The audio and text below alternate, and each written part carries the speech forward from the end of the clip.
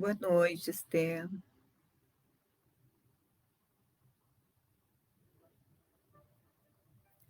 Boa noite a todos que estão chegando. Olá, amigo Agra, Flavinha.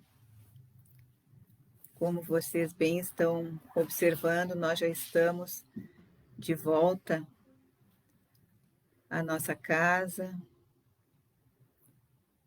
e estamos muito felizes por estarmos aqui com vocês para a nossa tarefa de hoje. Dando então as boas-vindas à minha amiga Gina, querida, espero que tu estejas bem. E vamos iniciar porque já estamos no nosso tempo, não é?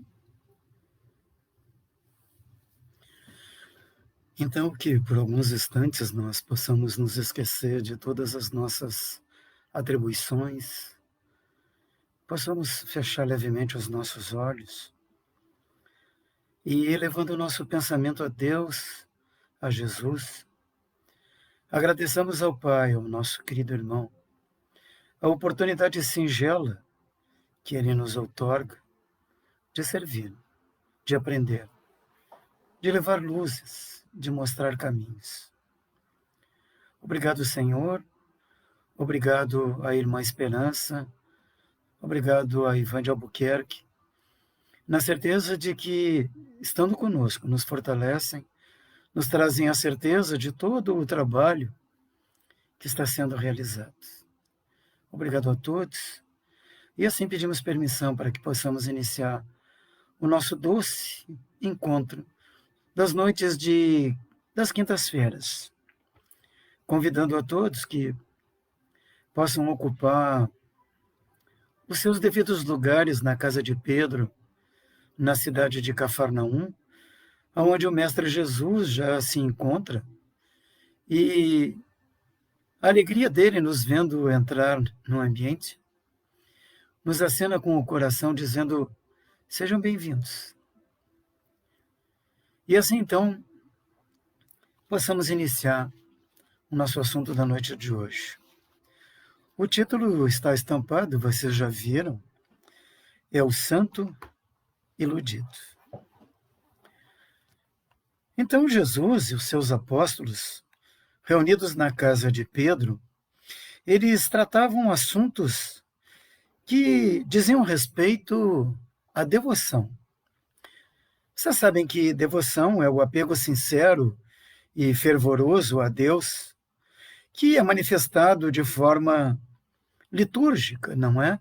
Aqueles atos sequenciais que todas as religiões têm nos seus templos, né?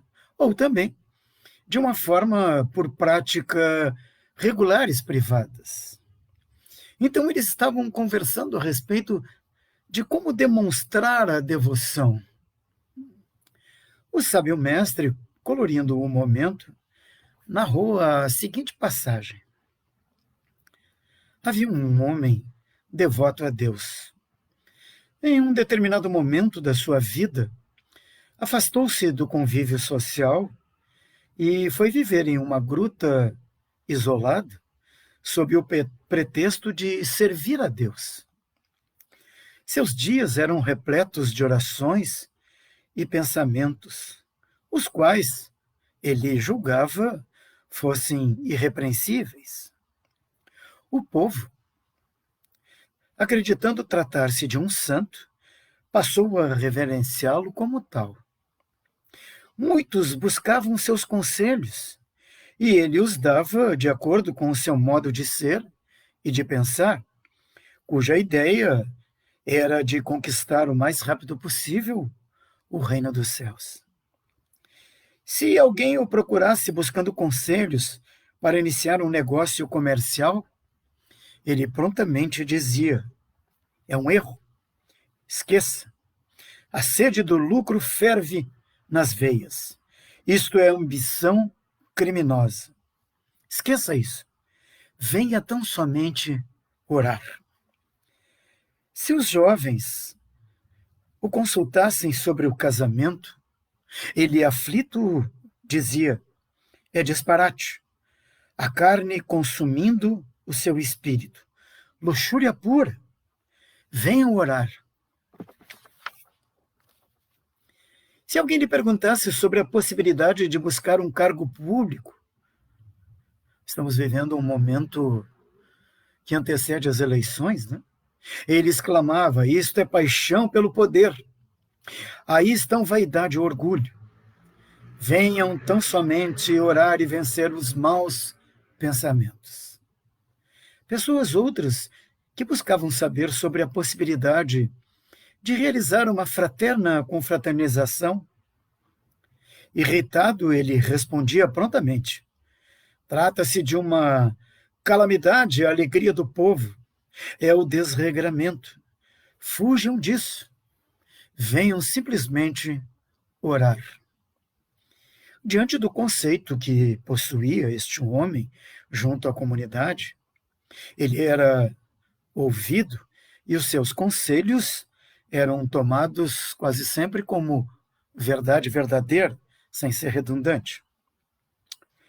O resultado disso foi que muitos da comunidade tornaram-se vazios absolutos, tinham uma paralisia na sua alma. Mas, com o passar do tempo, o devoto preguiçoso adoeceu e morreu. Diante de tanta devoção, a comunidade acreditou que o céu, então, seria o seu destino. O devoto, ao despertar do outro lado, viu-se no purgatório de assassinos. Indignado, e muito indignado, observou aos administradores do ambiente que havia um erro, pois não poderia estar ali. Os administradores, então, responderam que, mesmo que ele não tenha sido um homicida vulgar na terra, havia matado a coragem e a esperança em centenas de irmãos daquela comunidade. Esta foi a história, a figura que Jesus usou para conversar com seus apóstolos a respeito de devoção.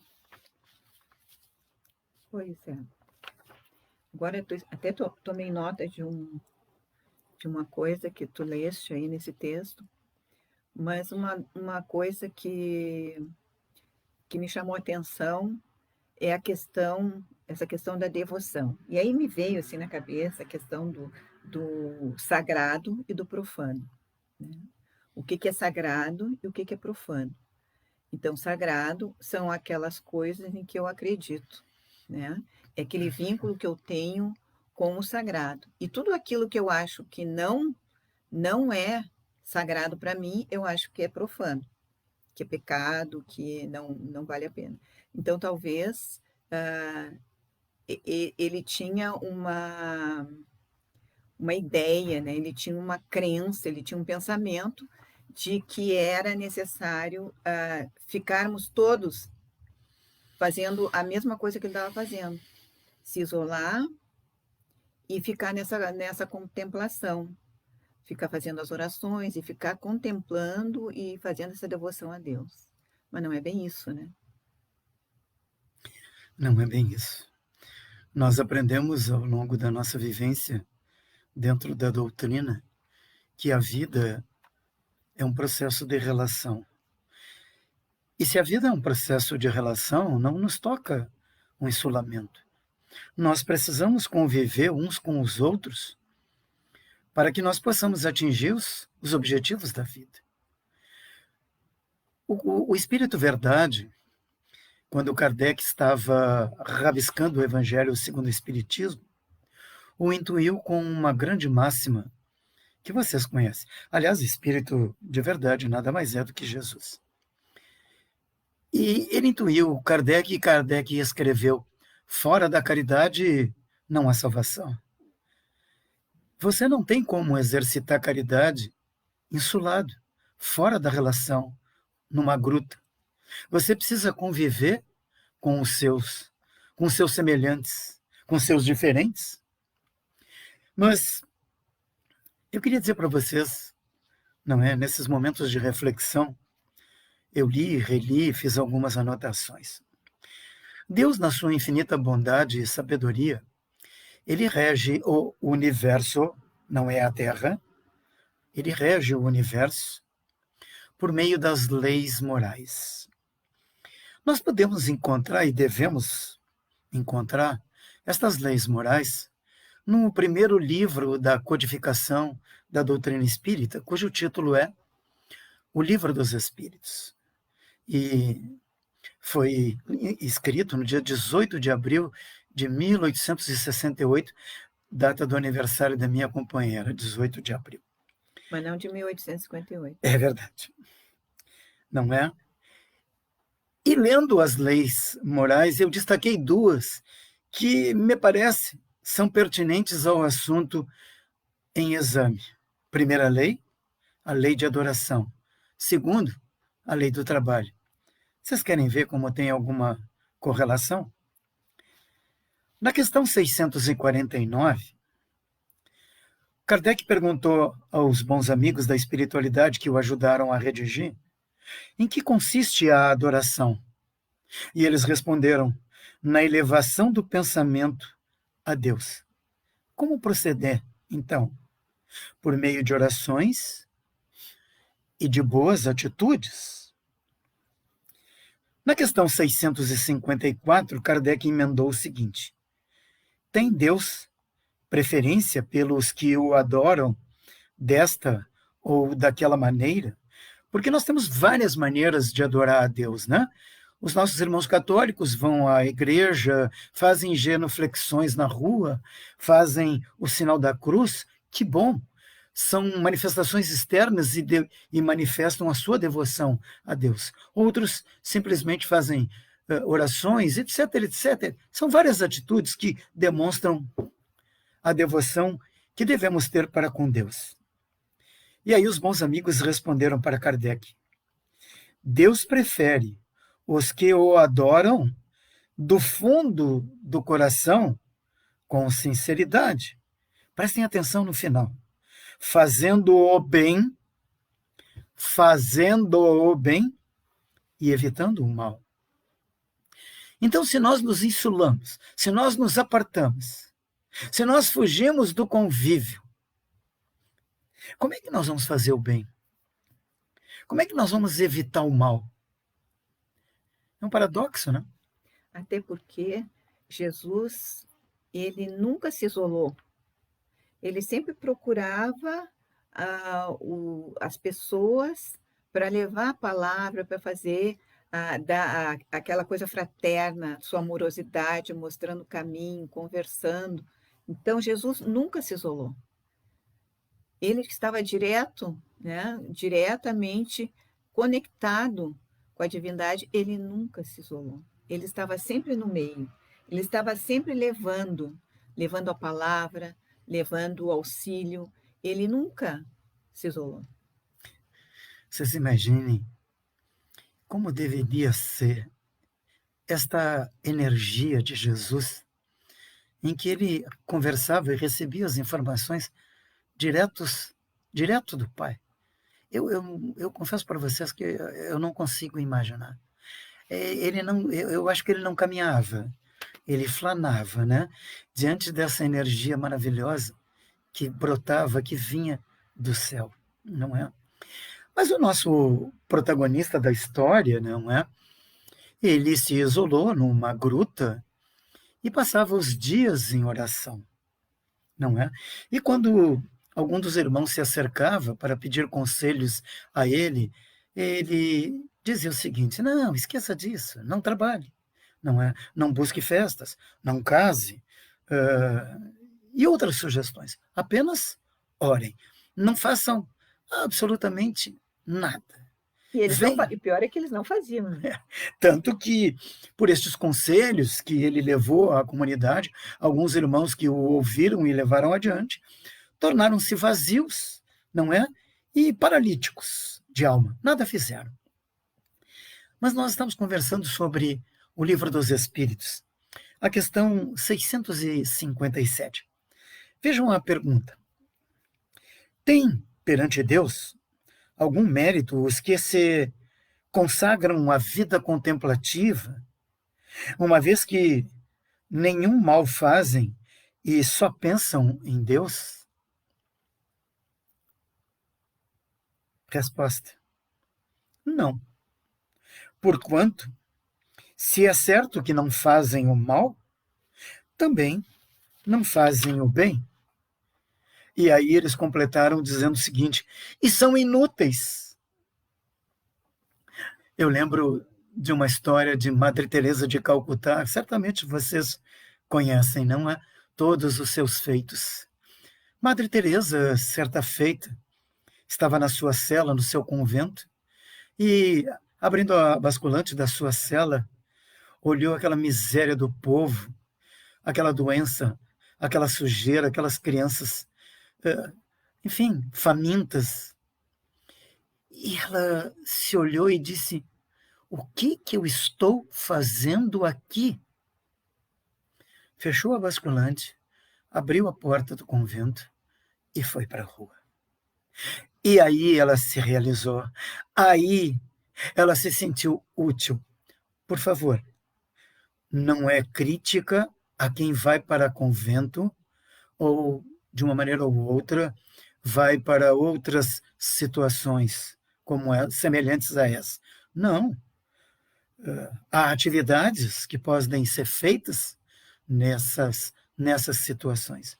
Mas a Madre Teresa se sentiu inútil, não é? E foi para a rua. E lá, vocês sabem que ela fez maravilhas, não é? Ajudou a criar crianças, ajudou mães, ajudou homens, enfim, levou saúde, fez de tudo. A ponto de que um ricaço americano, e que era alguém, como diz o meu neto, hiper mega materialista, queria saber como é que esta mulher, que não tinha absolutamente nada, mas que tinha tudo, e que se sentia feliz. E aí descobriu aonde ela estava prestando o seu trabalho. E levou o seu acampamento, ficou uma semana do lado de Madre Teresa.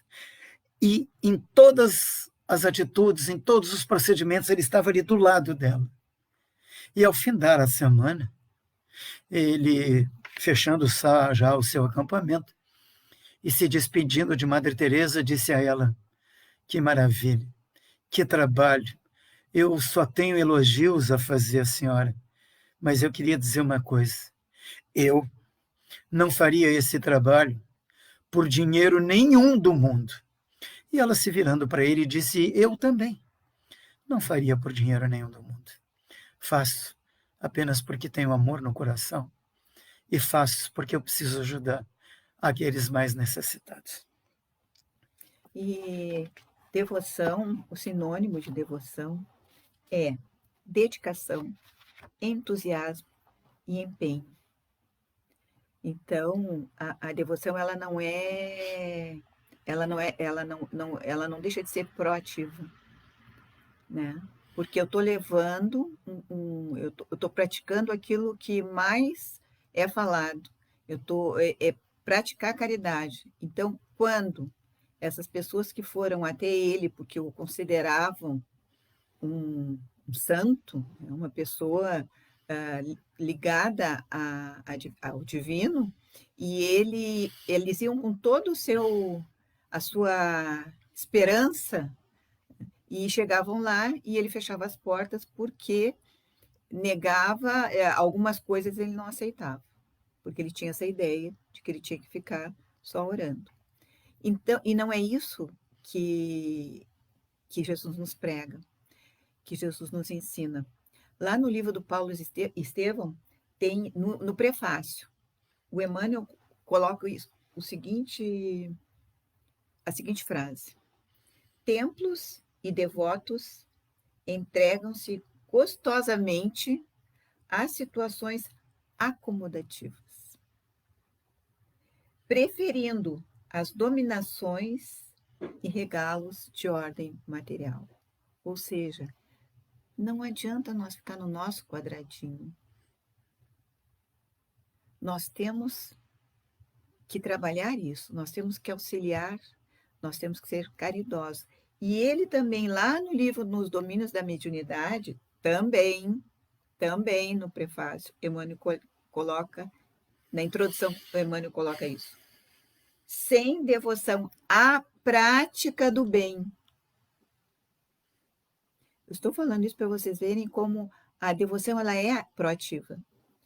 Sem amor ao estudo e sem esforço perseverante ao nosso burilamento moral, é impraticável a peregrinação libertadora para os cimos da vida. Então, não é nós ficando na contemplação, sem o trabalho, sem a lei do trabalho, essa lei moral, nós não vamos, não é que nós não vamos a lugar nenhum, nós vamos demorar mais um pouquinho. Vocês já viram quando a natureza é assolada por tempestades gigantescas? Já viram? Teve uma pouco. Recentemente nós tivemos o que os nossos técnicos em clima chamam de ciclone bomba. E ele veio e arrasou. Deve fazer 2, 3 meses. Mas se a gente passar pelos locais onde a natureza foi praticamente dizimada, vocês vão ver que ela, pouco a pouco, está se refazendo. O que eu quero dizer com isso? Que tudo em a natureza trabalha. A natureza é proativa. Ela não espera as coisas acontecerem. Ela se recupera. E o verde volta a ser verde por questões de tempo. Eu pergunto, tinha razão, assistia razão a este homem devotado a Deus? O fato dele insistir que nós não devêssemos, ou não deveríamos, trabalhar, e deveríamos apenas contemplar a natureza, subir para um morro e ficar olhando o pôr do sol e nascer do sol, as estrelas, sem nada fazer? Se o homem faz parte da natureza, e se a natureza trabalha, nos toca trabalhar. E muito. Porque sem trabalho nós não vamos a lugar nenhum. E como disse a Beth, talvez a gente vá, mas demore milhões e milhões de anos. Então nós precisamos fazer. Nós precisamos buscar. Até porque o trabalho, ele permite que nós nos vestamos, que nós nos alimentemos, que nós habitemos, que nós tenhamos momentos de lazer. Sim, sim. O descanso nos é permitido, não é? O dia é feito de 24 horas. Durante 8 está estabelecido pelas leis que nós trabalhamos. Em outras 8, nós dormimos. E as outras 8, nós nos dedicamos a outros afazeres. Mas nunca nós estamos parados. Experimentem a ociosidade.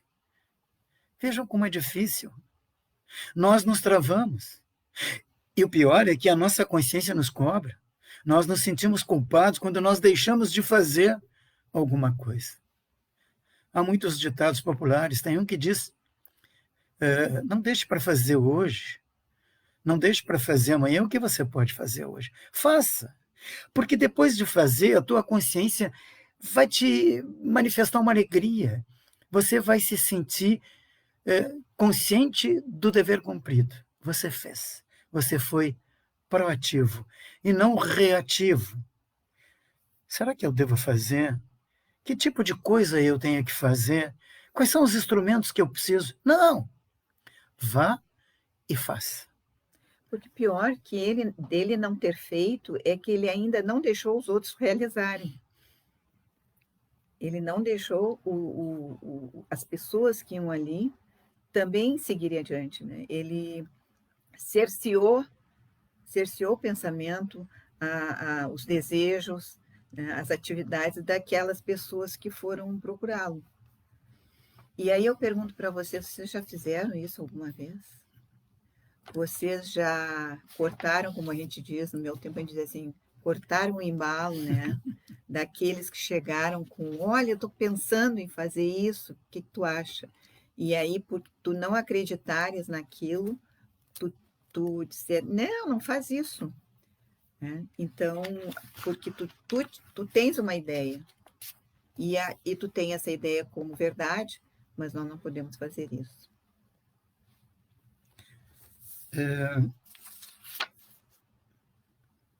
Socorro, eu me perdi.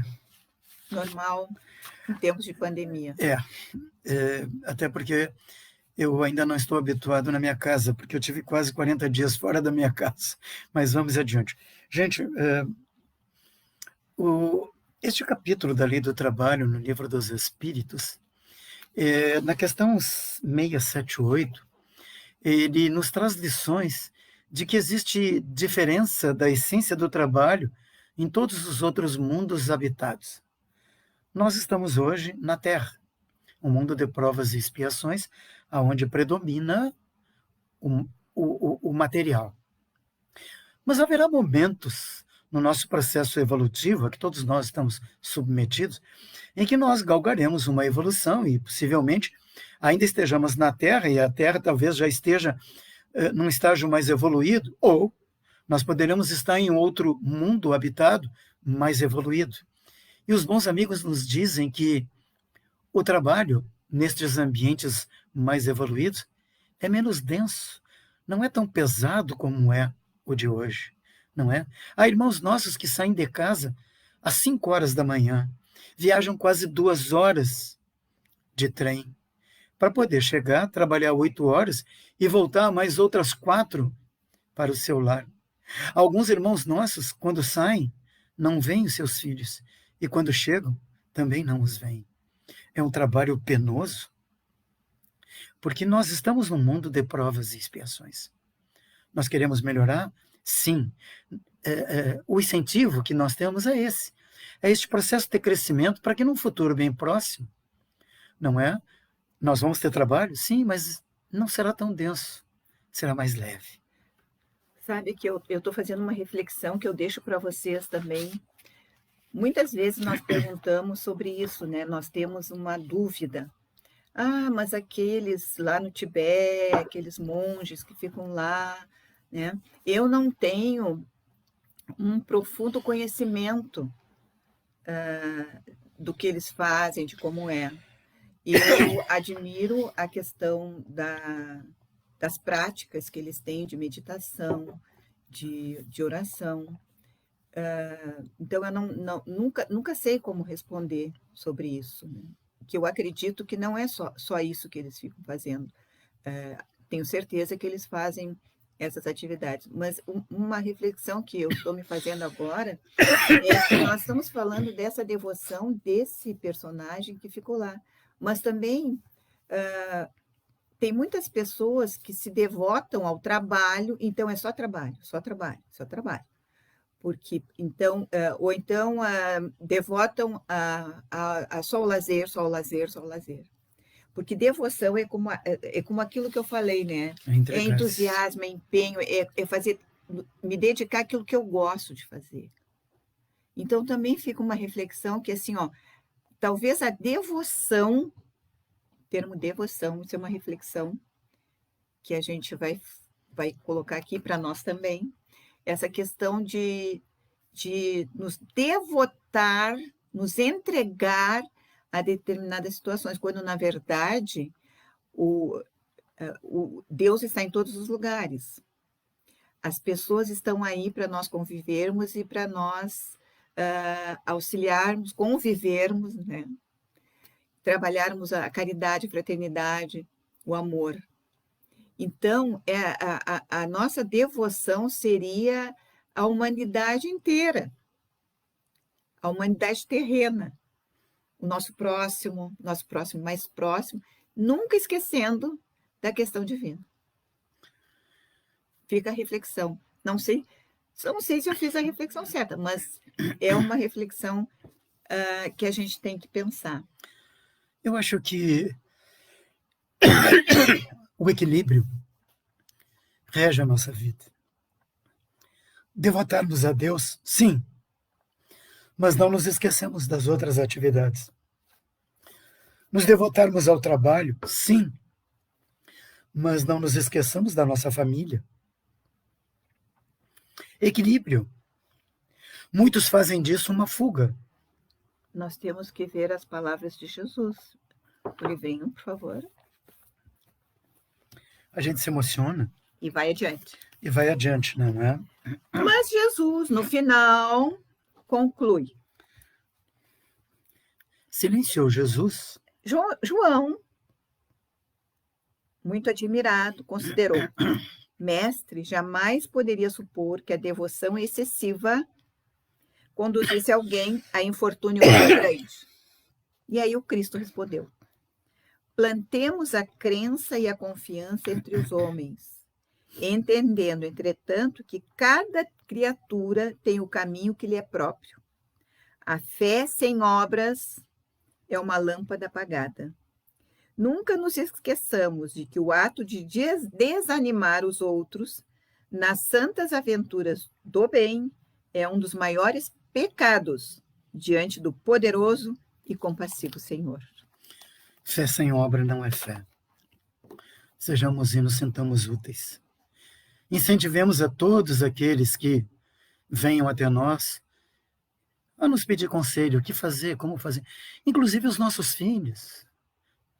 Não tolhamos as suas liberdades, vamos incentivá-los para que eles consigam alcançar os seus objetivos. É isso. Pode encerrar. Bom, era essa a nossa reflexão. E nós vamos então para a prece de encerramento. Convido a todos que possamos buscar, de novo, uma posição física e mental a mais apropriada possível, confortável. Possamos fechar os nossos olhos e levar nosso pensamento a Deus e a Jesus e do fundo do nosso coração. Manifestemos a nossa devoção a Deus e a Jesus, agradecendo por este momento. Que Ele tenha produzido luzes em nossos corações, que possamos abrir os nossos olhos e que possamos seguir nessa esteira que Jesus nos mostra. Mas antes de encerrar, somos pequenos, Pai. Apenas podemos transmitir energias a todos aqueles que precisam. E a nossa oração neste momento é para que a Tua misericórdia possa contemplar os nossos velhinhos que encontram-se nos asilos, as nossas crianças que encontram-se nos orfanatos, os nossos irmãos que por desvio de conduta estão nos presídios, os nossos irmãos de caminhada que encontram-se doentes, encontram-se nos hospitais. Enfim, Senhor, por todos os lares aonde campeia a discussão, o desemprego, o desamor. Leve a todos eles, bom Deus, a Tua misericórdia. Ilumine a mente de todos os nossos irmãos de caminhada. Ilumine a mente dos nossos administradores públicos, para que possam produzir um futuro mais confortável e seguro a todos os seus concidadãos. Muito obrigado, Senhor. Assim, neste momento, nós pedimos permissão para que possamos encerrar esse doce e fraterno encontro. E que na próxima quinta-feira estejamos novamente juntos com Jesus na casa de Pedro, levando esta mensagem evangélica doce e fraterna. Muito obrigado. Que assim seja. Um abraço a todos. Nobre colega, muito bom te ver por aqui. Semana que vem aqui estaremos. Luz e paz no coração de vocês e uma boa semana. Tchau. Tchau.